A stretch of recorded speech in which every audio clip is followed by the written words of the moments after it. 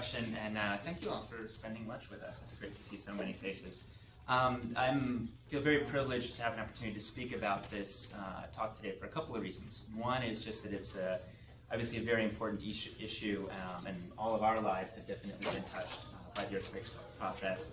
Many people that we know, some have been hurt, some injured, but most people, thanks to the low mortality rate, are still with us. But I think it's changed life in Nepal in many ways irreversibly, and also there's some good opportunities that come out of it, and Suraj is going to talk about that towards the end of our discussion today. I feel very fortunate for DGHI's support for the talk today, but also DGHI's support in general of the growing partnership with Nepal. And as Mike pointed out, it's been 19 years of a one-way relationship, and finally, thanks to DGHI, able to bring you guys over.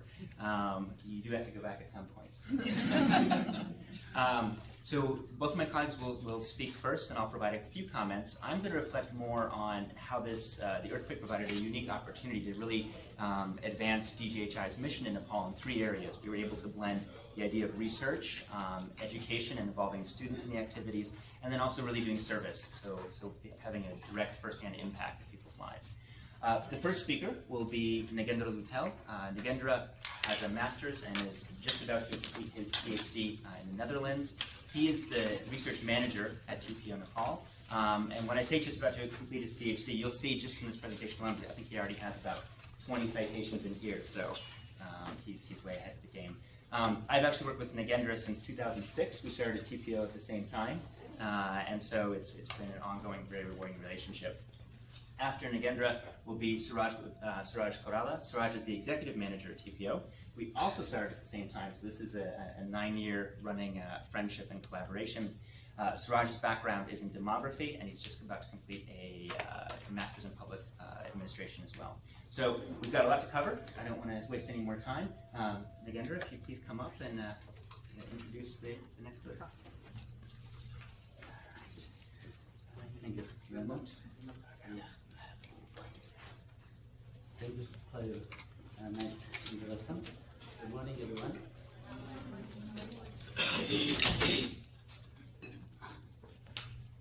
Well, I will start this presentation sharing some of my experience during earthquake.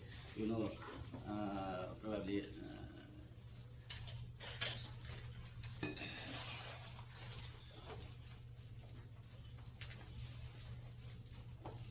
Yes, in that day when the earthquake had 8.3 magnitude earthquake happened, I was with my wife and almost 2 years boy, and we had just finished our lunch.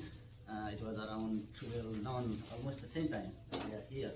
So, and we are planning about it was Saturday, and we were planning our afternoon.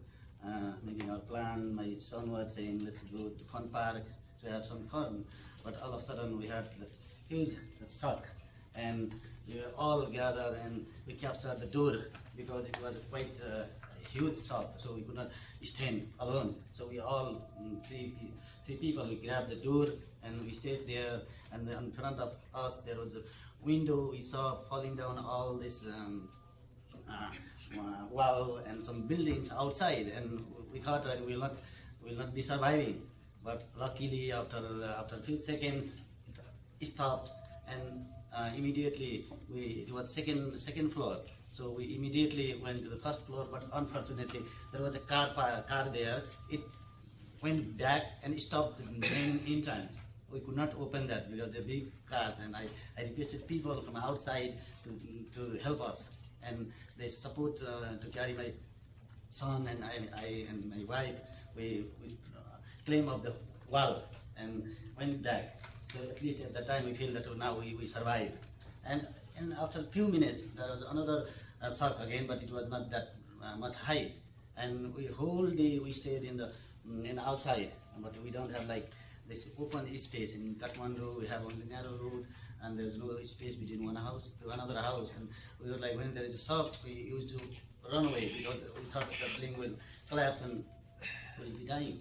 So whole day, and we did not eat, we did not sleep, and in the night we stayed all in the open space.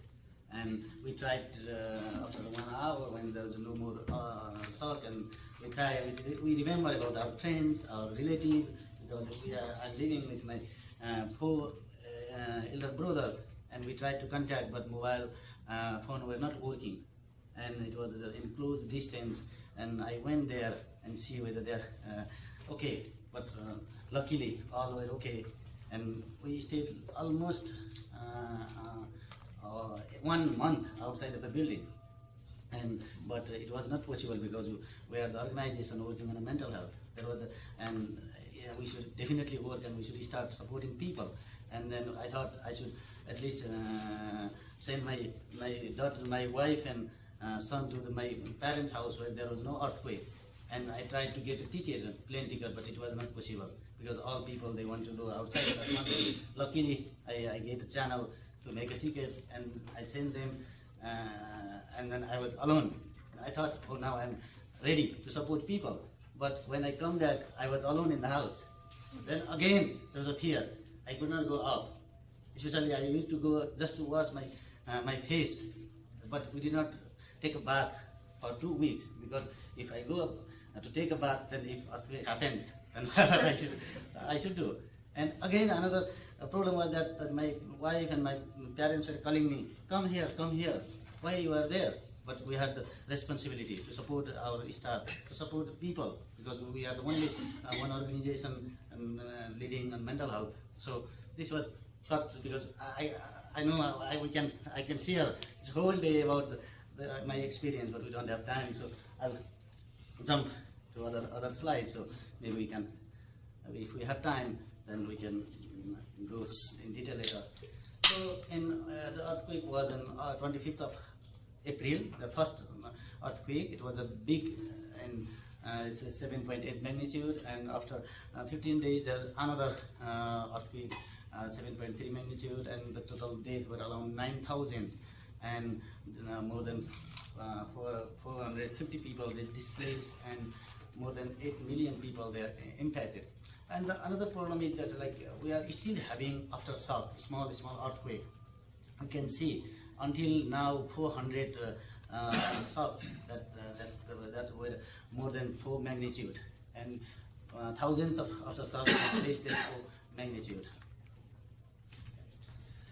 If we see WHO data, WHO has an estimation that 10% of the people affected by disaster, they experience mental health problem. If we use that figure, then we can say more than 800,000 Nepalis, they're suffering from mental health problems.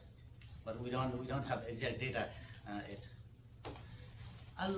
In this few slides, I'll discuss a little bit about the mental health situation, because you might be curious to know what services are available in Nepal in terms of mental health. So if we see, like, our total health budget is around 330 million US dollar, but of the total, only less than like 1% budget has been allocated to mental health. So only negligible budget has been allocated on mental health. If we see the number of, like, mental health service provider, mental health expert, we have only 0.22 psychiatrists per 1,000 population, and 0.25 nurses, and 0.04 psychiatrists, psychologists. In number, you can see 50 psychiatrists, 75 nurses, 12 psychologists, and even this number, 25% Nepalese psychiatrists are working outside of country. So if we compare this figure, and if you can see in the right hand side with the US figure, you can see 76 times more psychiatrists in the US, and same for nurse and psychologist. Yeah, you easily, like, you can now imagine that what would be the sources of support in Nepal. You see that scarcity of human resources, scarcity of budget. So we have only one mental hospital in Kathmandu that provides specialized mental health services, and few zonal hospitals. We have 14 zone and 75 district, and only few zonal hospitals. I say out of 75 district, 4-5 district has mental health unit in the district hospital. Remaining 70 district has no any formal mental health care.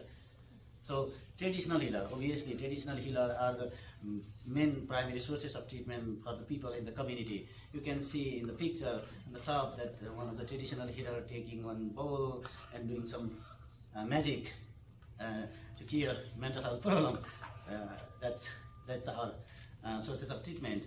And yes, if we see our legislation and policy document, mental health has been included as a key component in 2010-2015 National Mental Health and National Health Strategy, but it has not yet been implemented. Even it has not been started, I'd say. So you can see another picture down, the people with severe mental illness, a woman, she has kept like inside a small cage. It's one of the pictures that we have been, that's we taken in our one project district.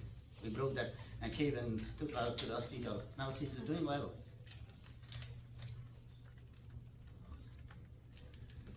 Regarding mental health, like prevalence rate, actually we don't have national level prevalence data. We don't have any national level surveys conducted so far. So based on the small studies conducted and during the conflict and post-conflict situation, we can see the prevalence of mental health problems is quite high. And in some places you can see the prevalence of depression is around 22%, in other places it's 43%, and other places 17%. So it seems that out of one person, one Nepalese has some form of mental health problem. This is our, especially I'll be discussing about the research part. So my colleague Suraj will later discuss more about our services. So these are our past experience, working experience in the disaster setting. So we conducted we translated and validated instrument for children's mental health. It's a Brandon lead that component of the study in 2000. It's published in 2011. Similarly, we also developed culturally appropriate tools to measure mental health concern of the people affected by conflict in 2008, and that has been published in 2013. Similarly, psychosocial, we also conducted psychosocial need assessment of the people affected by flood. You can see the picture there. In 2001, we had a quite massive disaster, that flooding in one of the eastern district, and more than thousands of people were displaced, and also many people were killed. So we also did need assessment, psychosocial mental health need assessment at that time, and based on that need, we developed a psychosocial support program. Similarly, we also worked with a child soldier during the conflict period, and we have developed an instrument to measure their psychosocial and mental health status. Similarly, we have also done the contextualization of inter-agency standing committee guideline on emergency setting, and that has been translated and pilot tested in Nepal by TPO Nepal during this flood emergency. Similarly, we have also we're part of the National Disaster Preparedness Plan. We also supported, TPO Nepal also supported government to develop this National Preparedness Plan in 2009. Similarly, we had we worked with Bhutanese refugees. We have been working since the last 5-6 years during the resettlement process. You know, probably Nepal is having more than 100,000 Bhutanese refugees for the last 20 years, but now they are almost resettled in many other countries, including US. I think more than 80,000 Bhutanese refugees, they are resettled here, and still the process is continuing. So we work with them, and we provided them psychosocial support there. Similarly, we also translated and pilot tested HESPER, humanitarian emergency setting perceived need skills developed by WHO, and we use this during this Bhutanese refugee resettlement process. That's also a tool that can be used to assist the needs of people in the emergency, not only mental health, all need of people. So based on this all prior experience, TPO was now able to engage in all culturally and clinically validated mental health assessment tool after the earthquake. Based on this all experience, we also conducted a brief need assessment in a couple of weeks back. So I'll be sharing you a few findings. We have not analyzed data properly, but we have done some preliminary analysis. The study was conducted in 3 districts, highly affected districts. One is in Kathmandu district, which is in Kathmandu Valley, and another one is in Gorkha, which is mountainous district. Another one is Sindhupalchur. So 3 districts, and the main aim of the study was to know the main problem faced by disaster-affected population. What are their needs, especially that we use Hasbury scale to identify their need. Similarly, we also want to know their mental health and psychosocial problem and resource available to support them. As I said earlier, there is no mental health services available in those districts, but we want to know that how the people they cope if they have mental health concern. And we use Hopkins symptom checklist to measure the level of depression and anxiety, and also we assisted suicide ideation and action, because suicide is one of the biggest health challenges in Nepal. One of the study conducted by Ministry of Health in 2009 also that showed that suicide is one of the leading cause of death among women in reproductive age. So one of the leading first cause of death. So even suicide is quite high in the post-disaster earthquake. So we have that result in the coming slide. This is the finding from the HESPA. We asked respondent whether the shelter is their need, whether there's income, livelihood, or mental health and psychosocial problem, or alcohol use. So it's 26 item instrument that it measure like all psychosocial and other needs. So shelter is the first priority need. That's more than 3/5 of the sample. It's total 513 sample. More than 3/5 reported that the shelter was their first need. Similarly, distress. They are distress, and they say we are in tension. And tension is now it's an English word, but it's quite familiar in Nepal also. Similarly, this income, livelihood, and water, toilet, keeping clean, food. Similarly, you can see like alcohol use. This is like what we found is people they drink alcohol just for coping, because they have distress. They don't have place to sit. So if they drink alcohol, at least they do not need warm clothes. It works. They would like they have a quotation like we don't have money to buy warm clothes. If we have one glass of local alcohol, then to make them warm. Similarly, the mental illness is also one of the priority in their community. So these are the 15 top priority of the people in our sample. This is the prevalence of depression, anxiety, post-traumatic stress disorder, and alcohol use disorder. And our sample, you can see 1/3 of the sample reported that they meet the threshold criteria for depression. Similarly, the similar percentage of anxiety and the depression, PTSD is relatively low, which is consistent with the previous studies we conducted among conflict-affected population and Bhutanese refugee and flood-affected population. That's most of the studies they demonstrate that PTSD, low level of PTSD in Nepal. Similarly, 1/5 of the people they have a problem in drinking. This is a slide about suicide. We asked a question especially about 1 year suicide ideation, that is October to October, and second was suicide thought after earthquake, that's May to October. And you can see 13% of the sample they reported that they had suicide thought in the past 1 year, and almost 11% they had suicide thoughts after earthquake. And also 1% they make a plan, and only 0.02% they attempted suicide. And this was a mixed method study. So these are some of the findings from our qualitative study. So the mental health problem were common in all the district and in the communities we went, we met people, and the most common problem were insomnia and fear, especially like inability to sleep, because there is a fear of another huge earthquake. And every day there is a rumor that this is not a big earthquake is coming. So that created a problem. And also that we had more than 3-5 aftershock, like the magnitude was 4, 5 magnitude. So at that time, sometimes we used to like have fun that when there was aftershock, we say, okay, I can guess the magnitude because we are quite familiar. We are experiencing 4, 5, 6 earthquakes. So I'd say, oh, it could be 4.5. But when we check website, it was 4.5. That we are like quite used to guess the magnitude. So that was the biggest problem due to this another earthquake, and also children, especially children, has like experience of that. Also, they have fear that even not we could understand and see. But children, they were saying they are not ready to enter into the house even after 1 month.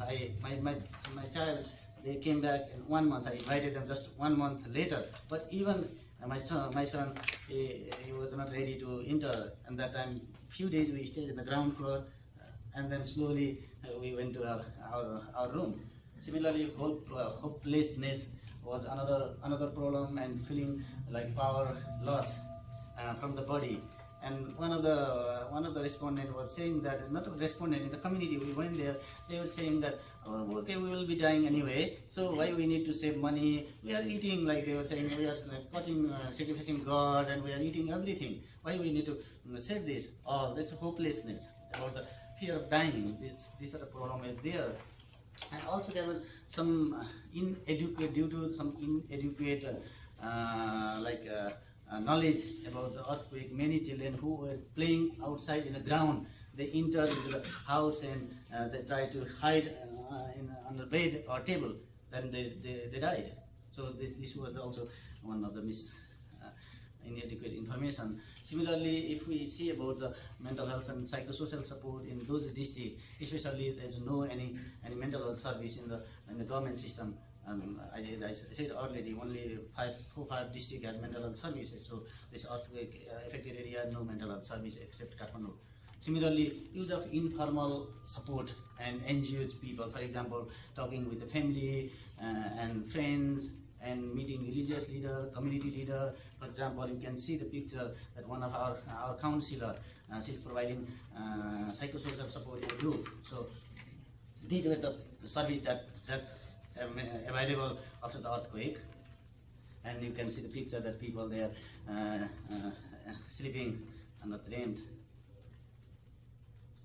And these are some implications that we have based on the findings and based on our experiences. Our counselor or other mental health workers should be accessible in the rural health facilities, because it's not possible to mobilize like psychiatrists or psychologists. We have only 15 psychologists in the country, so we have these 14 districts are highly affected. If we send one psychologist in the district headquarters, this is not sufficient. So especially counselor who have received like short training, like the ranges from 3 months to 6 months. If we that was the recommendation from the respondent. Also recommendation for mobile health camp, mental health camp. So at least we can, if we manage mobile health camp, so people will be benefited from those camp, and also they can bring the people who are severely affected in the Kathmandu. So that was another our recommendation, and basic psychoeducation on response, because if we see the example of children who were playing outside, they came into the house and they tried to hide and they died, because that was the lack of proper information. So this also need to be focused. And also our all this previous work experience that was that's quite helpful to conduct this all need assessment and make a plan based on this all our 10 years of work experience. Now I would like to, these are some of the research part. Now I request my colleague Suraj Koirala to share you what we have been doing in response to this situation. Thank you.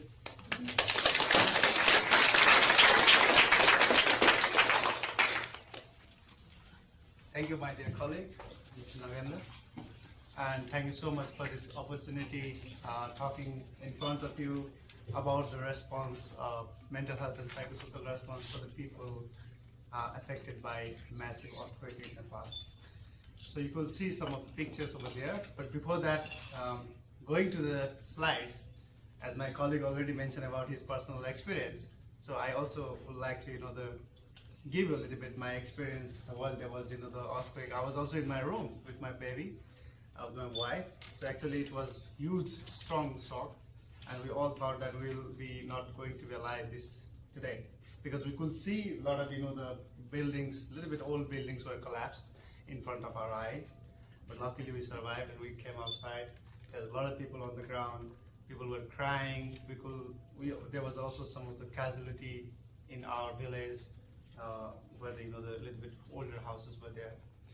And of course the situation was very horrible. And then I immediately, because as being the head of the organizations, we are a lot of the staffs working with us, more than 350 staffs with us. And the program area of TPO is also some of the districts were badly affected by the earthquake. So I immediately thought about my staffs who are working in the field. Actually, it was, for us, it was because we were with our family, but they left their home and they stayed in the districts along there. And then I tried to contact with my colleagues in the field, in my office. It could not happen, it could not succeed, but after a few, the hours, it was possible to have some sort of connection with my administrative staffs. And then we immediately, right after that day, we went to the office. Though the road was not very fine, there was no vehicle on the way, and we tried to call our colleagues from the office. Luckily and unfortunately, all of the staffs who were working in the field were safe. And then one of our staffs, he came to our contact after a week, which was a little bit striking, which was a little bit very difficult for us, I think, to find out, because it was because the house where she was living was collapsed, but luckily she was safe.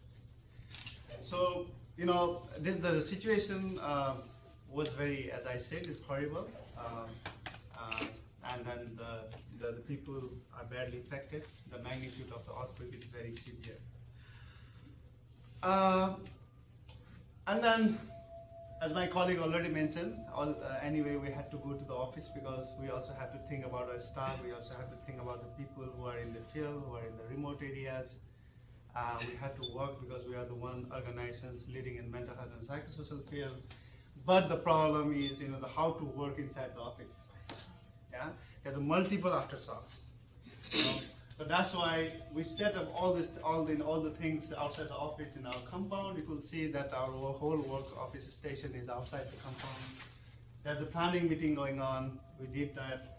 There's the staffs. There's multiple aftershocks. When there was aftershocks, we ran away and going outside in the ground. On the ground, you could see the staffs over there. And we also had some of the psychological foresight orientation classes for our staffs, at least to manage their stress and prepare themselves to help others. Okay, so before going to the services, I would also like to give a little bit brief introduction of the TPO Nepal. I think it's a great opportunity for us to share with you. TPO is the NGO established in 2005 with the aim of providing psychosocial and mental health care. We are mainly focusing on the community-based psychosocial intervention. It's mainly focused on the community. Currently, we have more than 300 staffs, 350 staffs, including psychiatrists, psychologists, clinical supervisors, community-based psychosocial workers, and some of the program and support staffs. TPO Nepal, we have 4 different thematic areas of our interventions. Research, we do research, my colleague already mentioned about the research programs that we have been doing. These are a little bit, but we are doing more than 7 research programs going on in TPO Nepal now. We do scientific research on mental health. We are only the one organization in Nepal doing all these things. Scientific research. Psychosocial services through our psychiatrists, psychologists, clinical supervisors, and the community-based psychosocial workers. We provide psychosocial services for the needy people. Training, because as you already heard, because we have very limited human resources to respond to psychosocial mental health services in Nepal. So that's why we try to develop more and more community-based psychosocial workers, providing them training, skill-based training. So that's also there. And advocacy, because the mental health field is not in the priority of the government of Nepal. So that's why we're working together with the government to make them more responsible and also able to the promote the mental health field in Nepal. So out of 75 districts, we have a coverage in 23 and about $1 million turnover in the annually. And TPO Nepal is affiliated with the HealthNet TPO Netherlands. It's based in Amsterdam. We work with the general community and also with the people affected by the disaster and the armed conflict, refugees, survivors of trafficking and gender violence. We have funding from the USAID, DFID, USAID, and also some of the UN agencies are also supporting us in our program. NGOs like International NGOs, Save the Children, International Medical Corps, Helpers Internationals, these are also supporting us. And TPO Nepal is the member of the international consortium called PRIME. It's a program for improving mental health care. It's a 5 years, it's a 5 countries program, and especially aimed to the generate evidence for integrating mental health into the primary healthcare systems. Centers. So Emerald is the emerging mental health in low and middle income countries. For the policy level, the gap and barriers to research. MSBF is also community-based mental health programs. It's a 3 countries program, and we are also the member of different national and international networks. TPO Nepal, there's a lot of the clusters led by the UN agencies and the respective government authorities. So we are the active member under the protection cluster and the health cluster in Nepal. So you could see the map of Nepal, and then the yellow highlighted districts are severely earthquake affected districts, and the orange highlighted the districts are the districts where we already worked before the earthquake, and rest of other the marked districts are also our the program districts. So in terms of immediate response, what we have done, first we work together with our staffs, as I already said, because first we should have to ensure our staff's well-being, and then they can work in the field. So we have conducted a series of psychological first aid sessions in our organization to our staff. First our staff, and then other frontline workers who are working in the earthquake response. Immediately after the earthquake, we have mobilized our mobile health camp, mobile health, the staffs where there was a psychiatrists, psychosocial workers, and counselors. And we have also some sort of program in the child-friendly space together with the UNICEF and other Save the Children, and also we have a program in recreational activities in temporary learning schools, because there are a lot of schools collapsed by the earthquake. More than 1,500 schools were collapsed. So there was also some recreational and child-related activities that we have done in those areas. So my colleague a little bit mentioned about the IAC guideline. It is an interagency standing committee. It is the committee. It's developed actually for the coordination for the mental health and psychosocial field. So in Nepal also, the IAC, we done our interventions based on the IAC guideline. It is a pyramid approach. The first layer of the pyramid is mainly referred to the networking, referral, and ensuring other services as well. Not only mental health counseling, psychiatry services, but also you have to the network. You have to refer the cases for other adequate services. Second is more community mobilization. Third is more focused psychosocial services, including psychosocial counseling support, which is more structural. And the fourth one is the tertiary care treatment for the mental health people, the people having mental health problems. So all this in these 4 layers, we have initiated the program, like we have given the training to the teachers. You could see in the picture. There is also some hotline services were established in free of cost. People could the telephone from the community and get the services from the trained psychosocial counselors. There is also the doctors who went to and they immediately they started their response. And then obviously because we don't have that number of the psychiatrists who can go and work in the district, so that's why Dr. Brandon Court with the ZHI, WHO, Ministry of Health and Population, we work together. Provided training to the 14 psychiatrists at one time, and they were the TOT is a training of trainers for the psychiatrists, and they are, and then after they are able to provide the training to other medical officers in the field. So based on the MSGAP Humanitarian Intervention Guide, which has been published by the WHO. So TPO Nepal, we for the long-term strategy, because obviously there's some immediate response on mental health and psychosocial. There's some other medium way response, but for the long-term response, we also worked for the integration of mental health into the community healthcare centers, and through the the health workers who are in the health facilities, providing training them based on the standard curriculum based on the MSGAP training models. Also providing them very rigorous and regular clinical supervisions in order to they enhance their skills. Ensuring other psychosocial counseling support, like providing psychosocial counseling support by the psychosocial counselors, and also ensuring the referral and networking, and mobilizing female community health volunteers. These are the grassroots level health service providers. I mean, these are the trained, these are the female, these are the trained, but they are not very professional. They are not in that level of professional, but they are the one who has very good and very great the connection at the community level. So we have trained them on how to detect the mental health cases and how to refer to the health facility level, where the staffs, where the healthy staffs are trained by us. And we have these tools culturally and locally developed tools. It is the community informant detection tool. It will detect and refer the cases to the health facility. If you want to know a little bit more about it, then I can come later. So till September 30th, more than 35,000 people affected by these massive earthquake received psychosocial support from TPO Nepal. It includes like psychosocial individual counseling, group counseling, mobile mental health camp, phone counseling through the hotline services, basic psychosocial support. It includes psychological first aid and community awareness raising, psychoeducation classes, and all these things included over here.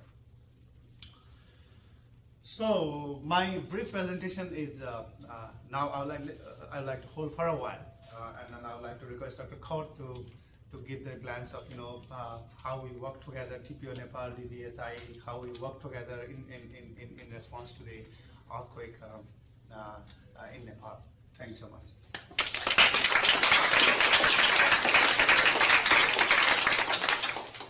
Thank you both very much. I will be brief, just make some comments about how DGHI has been involved in the process. After a disaster happens, one of the new recommendations by the WHO in terms of mental health and psychosocial care is to immediately produce what's called a desk review. One of the concerns is there may be a lot of existing services going on, existing healing practices, and also cultural knowledge about how individuals in different settings recover, heal, and manage distress. You see at the time of a disaster this huge influx of money. As I think Suraj may have mentioned, the International Medical Corps is a major supporter. Facebook gave them $15 million, and actually a large portion of that has gone to mental health, thankfully.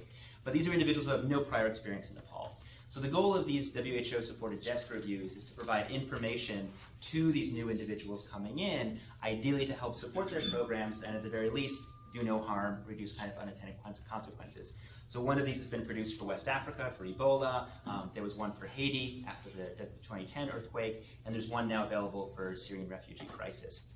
So thanks to a lot of very, very motivated students here at DGHI, we were able to get about 100 people to, within about a period of 10 days, put this entire about 200-page, 252 citation desk review together, at which point we realized we needed a really short executive summary to get everybody to read it.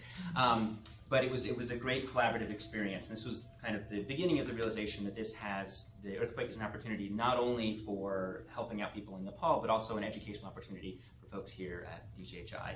So many thanks to all of the students who contributed. I greatly appreciate your time and your help.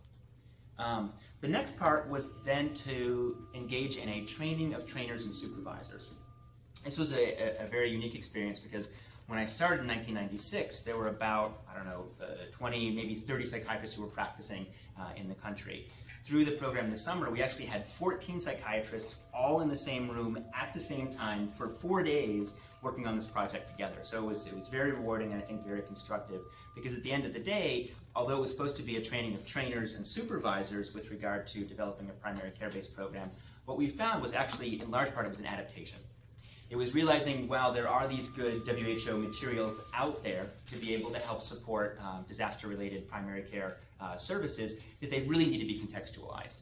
So a lot of the recommendations in terms of medication, psychotherapies just weren't going to be feasible. So having 14 active psychiatrists who themselves participated in mobile camps days after the earthquake were able to say, these are the issues going on, this is what we need to do. So a key finding, and something very important to think about in these types of settings, is who's actually suffering the most.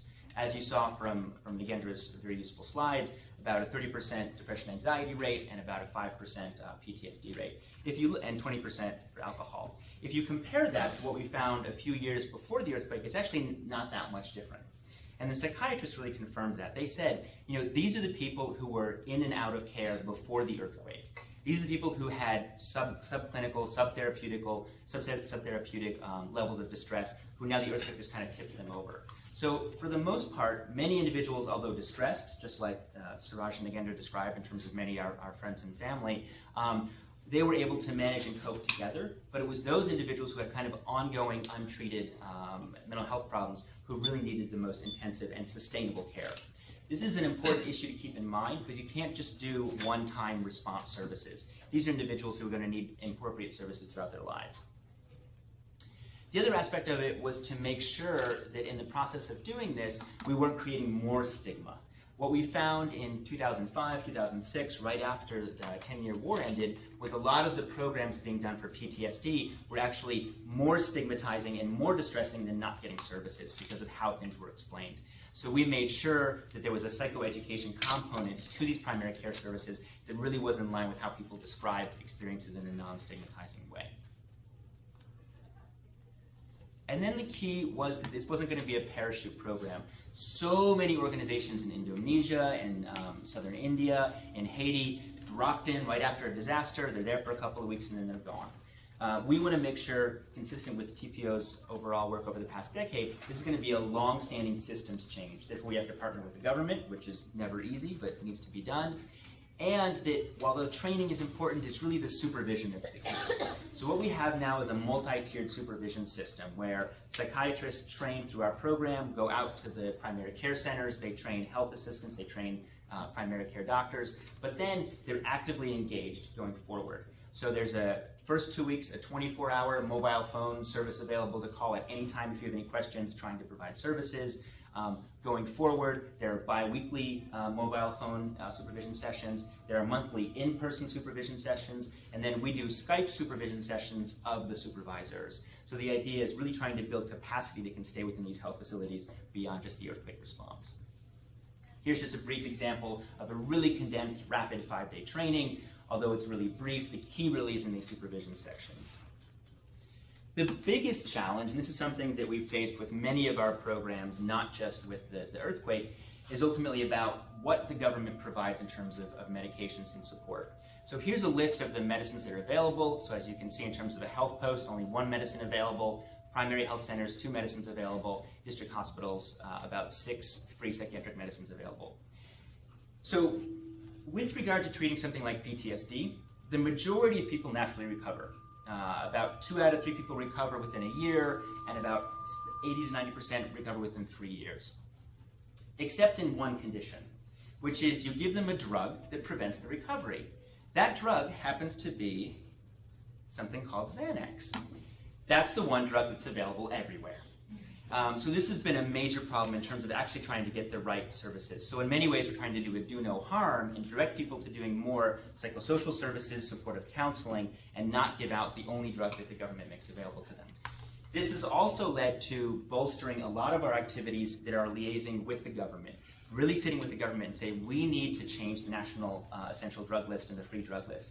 We've been working on this for about 5 years now, but now thanks to IMC's involvement, WHO having a greater presence, we're hoping that that will change in the coming months or coming year to be able to get the right medicines to the right people at the right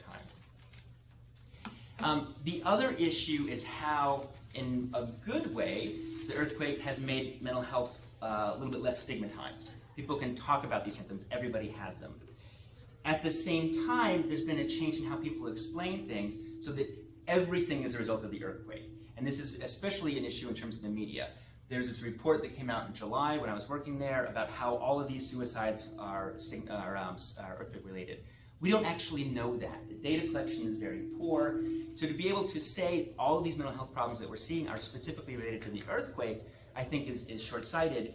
And then the issue is people who maybe 2 years, 3 years, 4 years out are still having problems. There has to be other ways to explain things above and beyond this is just an emergency response. And the other part is making sure that in the process of bolstering biomedical mental health services, we're not undermining existing resources.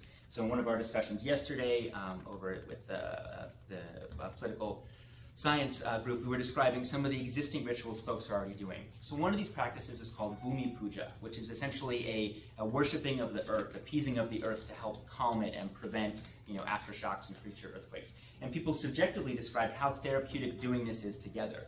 So in many ways, as a psychiatrist myself, I would be much happier if people did this for a while as opposed to jumping on Xanax. So how do we make sure that we support these types of activities and don't kind of engender a biomedical dependency that may be inappropriate? And lastly is, so much money goes into services after a disaster. How much actually goes into research? And this is one of the big gaps. In 2011, Lancet published a big report basically to say that we have all of these psychosocial services and programs around the world that happen, and almost none of them are researched. The only research happens with very targeted RC randomized clinical trials of PTSD interventions. But the majority of activities that we're doing, others doing, aren't being researched. So we're trying to much more rigorously evaluate what's going on with these programs. And a key thing is with all of these trainings that Suraj very well described, how much are we checking to see what the impact is? Are we actually changing attitudes in a positive way? Are clinical skills improving? And is the knowledge being transferred and sustained? So we're monitoring that not just after the trainings themselves, but throughout the supervision process. And just to wrap up, I'm going to have Suraj summarize both the kind of current challenges that we're facing, as well as the future opportunities. Thank you, Ren. I'm again. Yes, we have heard about the the need of psychosocial and mental health in the post-disaster scenario in Nepal. We also a little bit heard about the overall program and the response that we have been doing, and also some other stuffs. Now, because after it is already 5 months of the massive disaster in Nepal, there are a lot of challenge and there are a lot of complexity in order to make this program more effective. So we got the constitution after struggling of 9 years. The time it's just developed and it's just endorsed by the Constitution Assembly. That is one thing. But there's a lot of dissatisfaction especially on the southern and the western part of the country, and there's a lot of movement going on. So and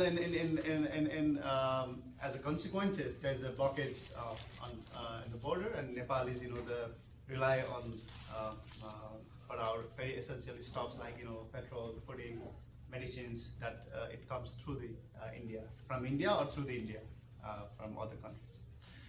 So this is the situation. There's no petrol coming in these days. You could see the picture in this way. This is the queue of the vehicles. I mean, there's petrol signage, means no petrol. Yeah. So these vehicles are standing in the queue for more than 24 hours to get 5 liters, 7 liters of the petrols in a day. So this is the overall situation. And then because of this, the ongoing services has been hampered, which has been run by the government, NGOs, and other international communities. And it's also difficult for the survivors to come for the to get the access of the services. Second thing is equally important is about the coordination among the stakeholders working in the district, working in the field, working in the community. Actually, the psychosocial and mental health, we always say is only providing the counseling support and some medications will not improve the mental health outcome of the people. It is equally important to keep the other services in place, like fooding, shelters, protection, security, safety. All these things are equally important to ensure the psychosocial well-being of the individual. So there are the services going on, but the insufficient coordination makes a little bit more complexity on the well-being of the people. The last one is, due to the political crisis, I mean, the whole attention of the government is there to how to deal with the movement going on in the southern and western blockades of the Indias. These things are going there, but the basic requirement of the survivors, basic requirement of the victims of the earthquakes are in saddle. Now the government is because there's a lot of commitment from the international community that for the resources they have been committed in Nepal, but due to the lack of our proper steps from the government of Nepal, so it's being somehow it's neglected. So the people are not getting the adequate services in the remote part of the countries. The winter season is coming up. People are living in the temporary shelters. Now, what to do in the winter season? So it's a lot of problems over there.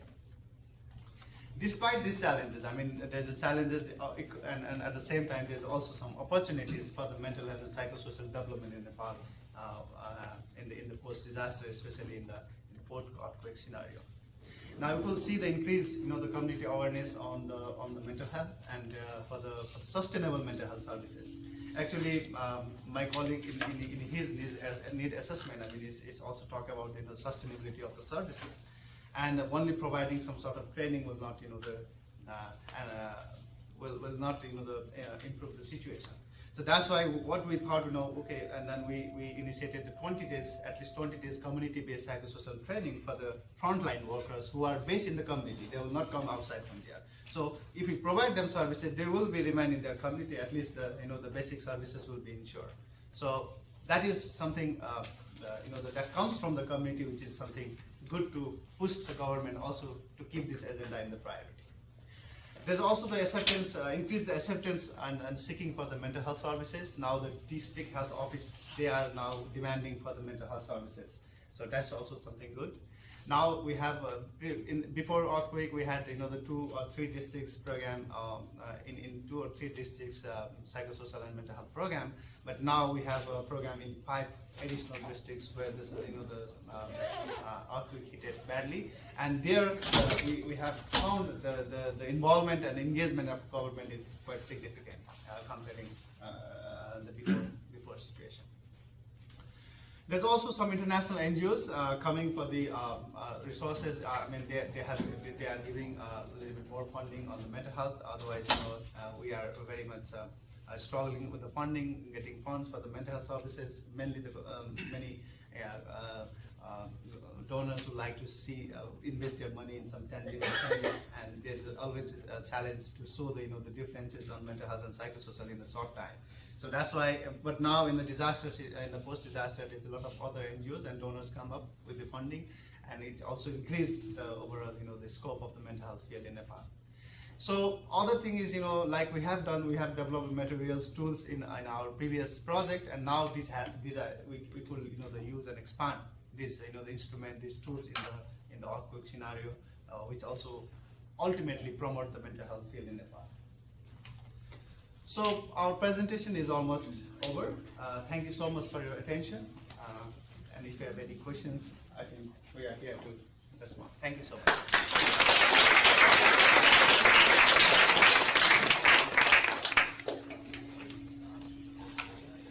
So I know some of you have class, but we can take a few questions. The clock's a little slow, I know. But if those of you have to go, it's okay, but we'll have some questions. Sure. Thank you so much for the great presentation. And my name is maybe I can start. My name is Bolun, and I just took advertises for my Nepalese friends, and I do have a couple of friends working for humanitarian affairs after the earthquake. And one of them is working for Equal Access Nepal. It's a local it's an NGO working for social communication. And after the earthquake, one of their initiatives is to go to the villages. I think one of them is Daman village in Makwanpur. I think TP also work there, and in central Nepal. And what I heard from them is the most important issue is that they don't have enough people working for the mental health issue, like because they have the temporary learning centers, but without those people who are training people and doing activities with them. So it would be great if there are potential opportunities to, between Equal Access Nepal and TPO. And I think they will be also happy to read our DJ Tai report on that. Thank you very much. Tani Bai. Oh yeah, thank you for your presentation. We all know that the people in Nepal, they have a very strong religious belief, and they are the most happy people in the world. So my question is that, I have two questions. The first question is that whether the religious belief contribute to the treatment of the mental disorders. And the second question is that whether there's a conflict between the local religious belief and the psychological treatment from the Western cultural background. Okay, thank you. Would you brief answer? So super brief answer is, when you talk about kind of religious beliefs and religious practices, it's kind of religion for whom? And we found that, for example, a lot of the religious beliefs and practices actually can worsen women's mental health, low caste persons, ethnic minorities. So they're beneficial for some individuals, but not for others. And in some instances, they're very compatible, and you can be seeking multiple services just like you could here. But it's also about kind of reducing harm, not only harm in a biomedical setting, but also harm in traditional practices. So I think we're going to stop because I don't want to keep people, but I want to say on behalf of everyone, I could tell the audience was very touched by your stories, we didn't obviously live through them, but we felt your feelings, and we wish you all the best, and hope he lets you go back to Nepal soon. But let's give them a round of applause.